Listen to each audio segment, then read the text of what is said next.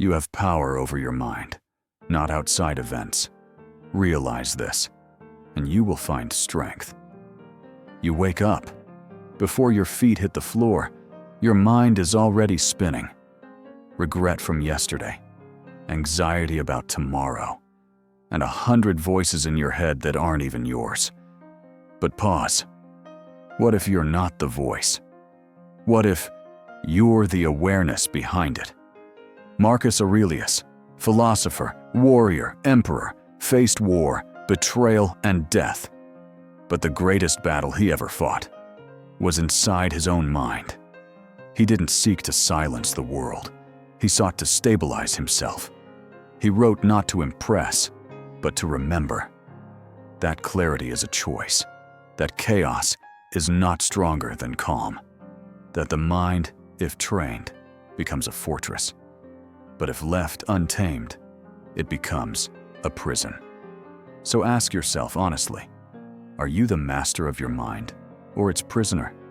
This is not a motivational speech.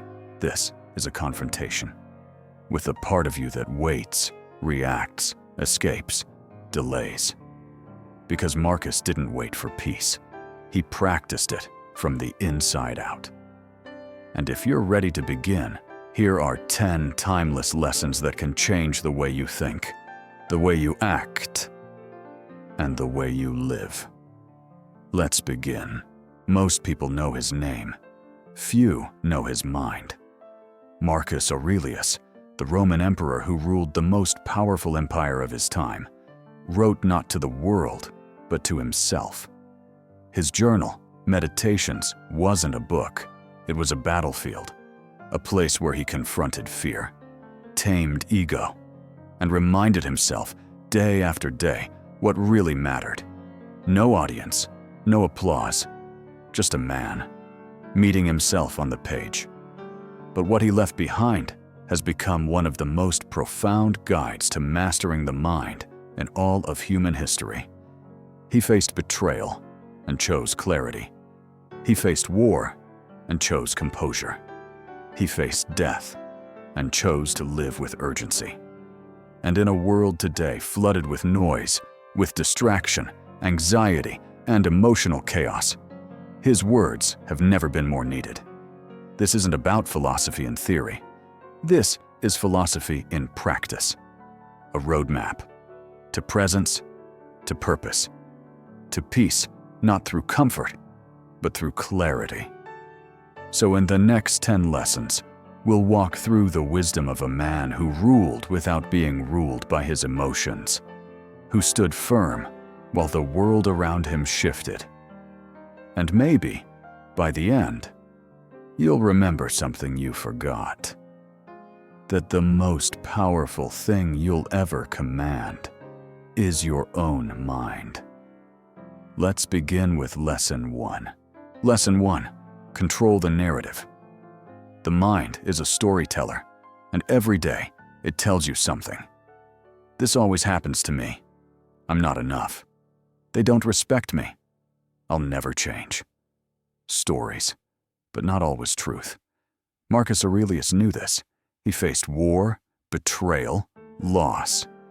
But he never let the world write his narrative. He wrote it himself. He reminded himself, the soul becomes dyed with the color of its thoughts. Meaning, if you keep thinking like a victim, you become one.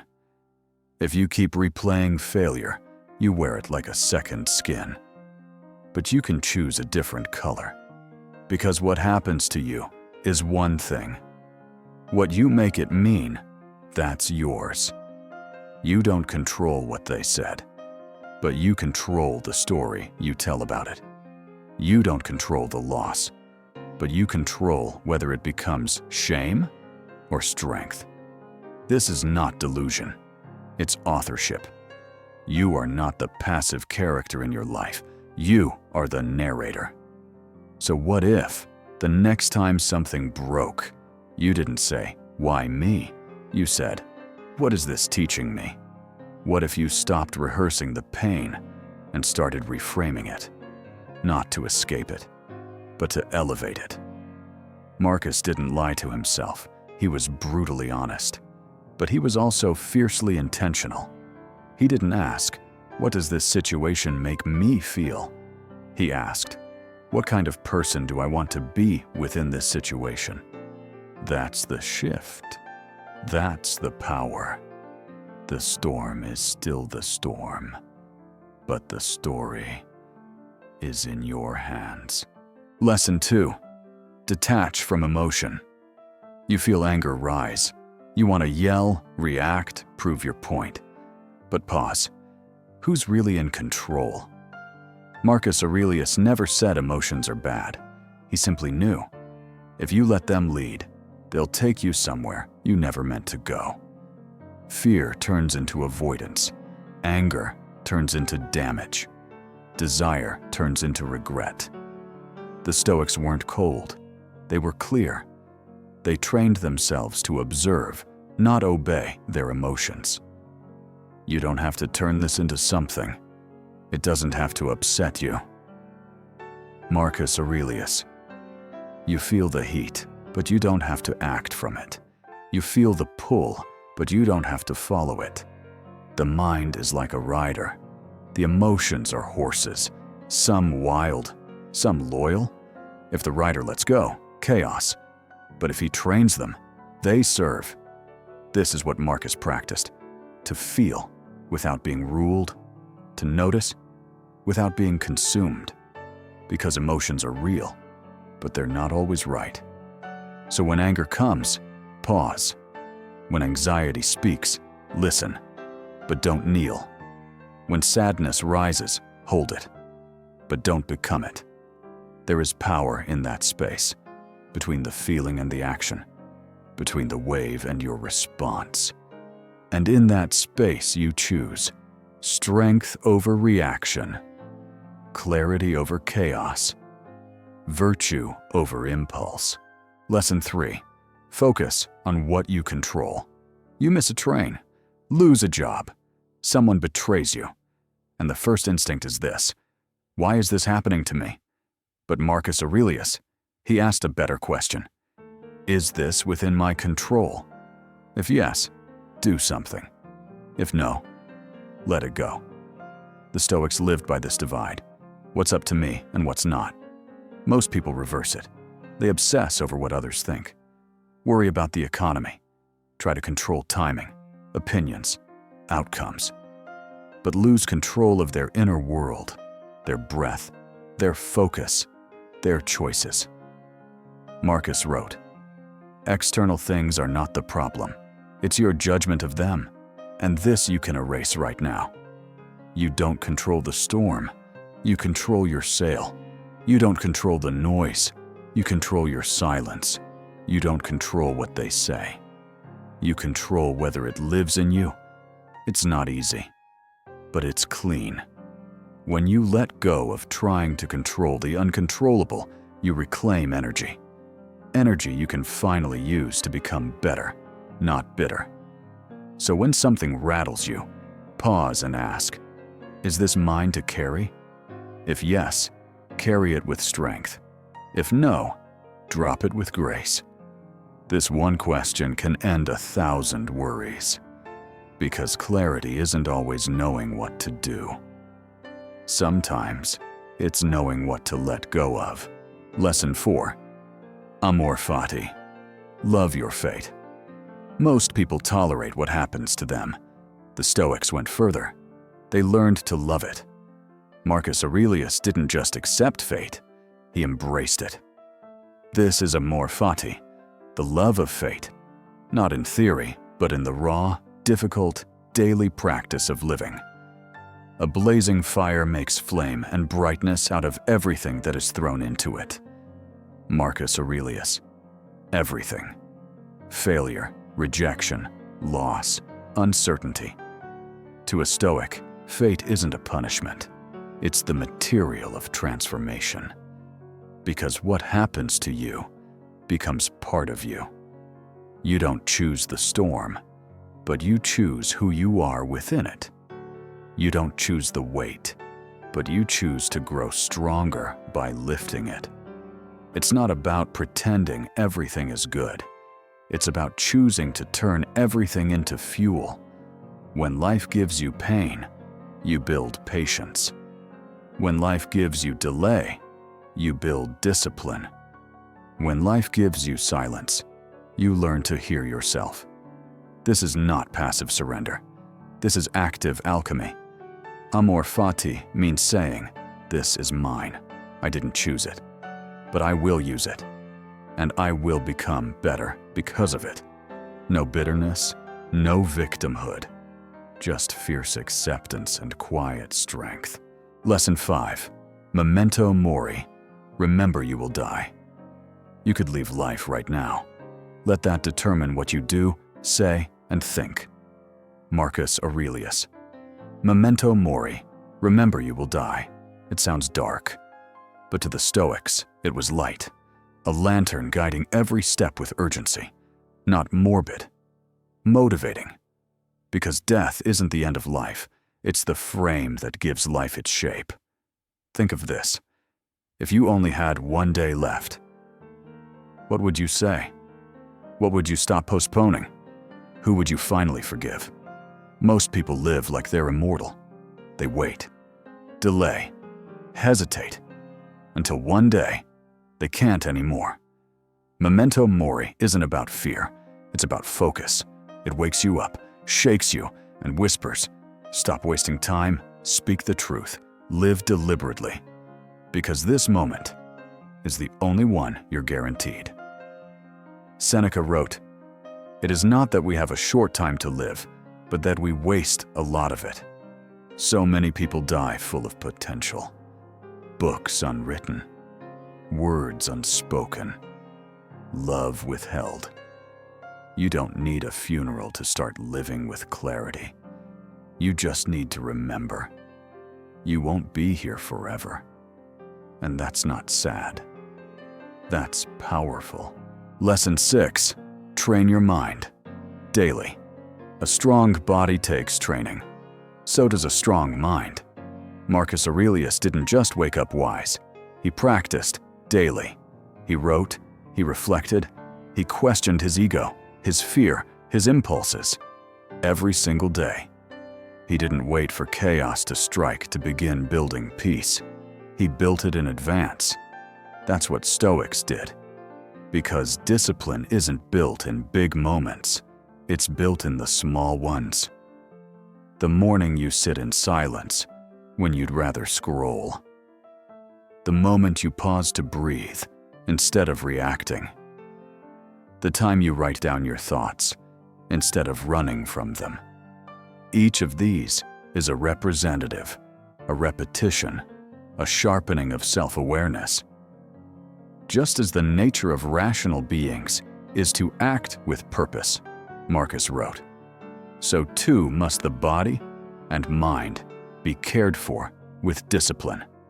Your mind is your temple. It's also your battlefield. If you don't train it, the world will. So show up. Every day. Not perfectly, but consistently. Because the mind is like any muscle. Neglect it, and it weakens. Train it, and it strengthens. Lesson 7. Accept discomfort. Comfort feels good, but it doesn't make you strong. That's why the Stoics didn't chase ease. They trained for hardship. Marcus Aurelius didn't write from a quiet garden. He wrote in war camps, in sickness, in chaos. Because real clarity doesn't show up when everything's perfect. It shows up when you're tested. The Stoics believed in voluntary discomfort. They fasted.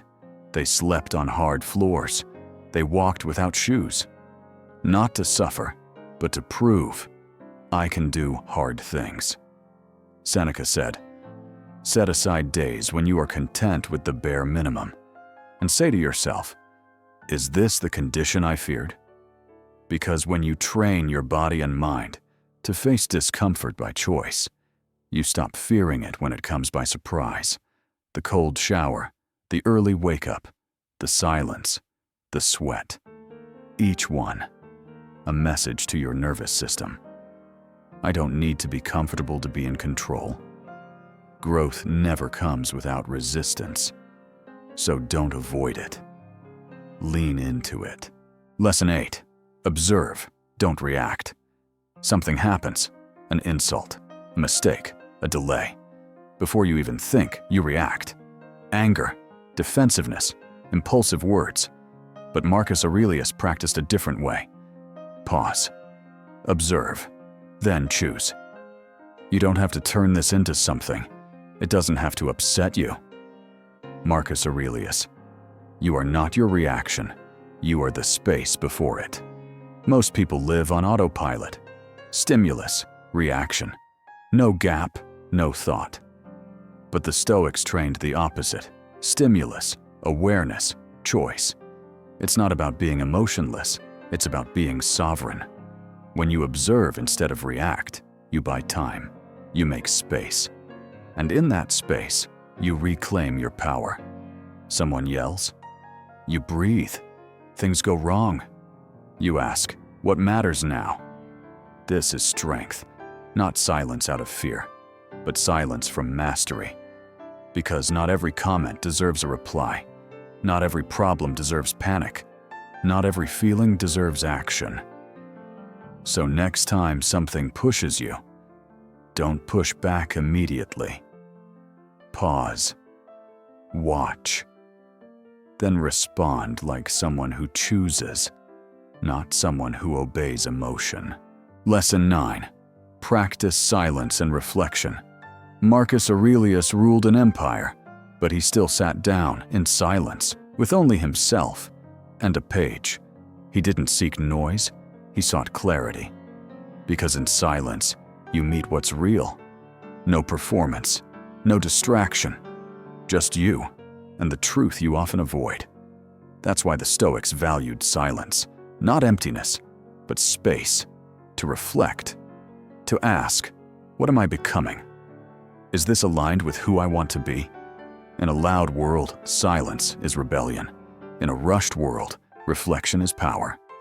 Most people speak to fill space. The Stoic listens, waits, writes. Marcus wrote not to be read, but to stay grounded, so that his actions were guided by principle, not pressure. Try it. Take 5 minutes. No phone, no talking. Just pen or breath. What comes up might not be comfortable, but it will be real. And from that reality, you rise, clear. Lesson 10. Live with purpose and virtue. What's the point of all this? The journaling, the discipline, the silence, the restraint. For Marcus Aurelius, it wasn't success, it wasn't recognition, it was virtue. Just that you do the right thing, the rest doesn't matter. He lived by one measure. Am I living in alignment with my values? Not what they think, not what I gain. But, is this the right thing to do, even if no one sees it? That's Stoicism. Not coldness, not pride, but purpose, but duty, but integrity, even when it's quiet, even when it's hard, even when it costs. Most people ask, what do I get if I do this? The Stoic asks, who do I become if I do this? Because virtue is not a strategy, it's the destination. And when you live like that, you don't need applause. You don't need more. You are already free. So now you've heard them. 10 lessons from a man who ruled an empire, but never stopped ruling himself. Marcus never wrote these words for us. He wrote them for himself, to stay steady, to stay sane, to stay good. But now, they're yours too. And what you do with them is up to you. You don't need to post about it. You don't need to feel motivated. You just need to choose, quietly, relentlessly, every single day. Waste no more time arguing what a good man should be. Be one. This isn't about becoming perfect. It's about becoming real, clear, free. So take what speaks to you. Let go of the rest. and begin. Because you already know what needs to be done. Now, just do it. If this helped you, consider subscribing and following for more.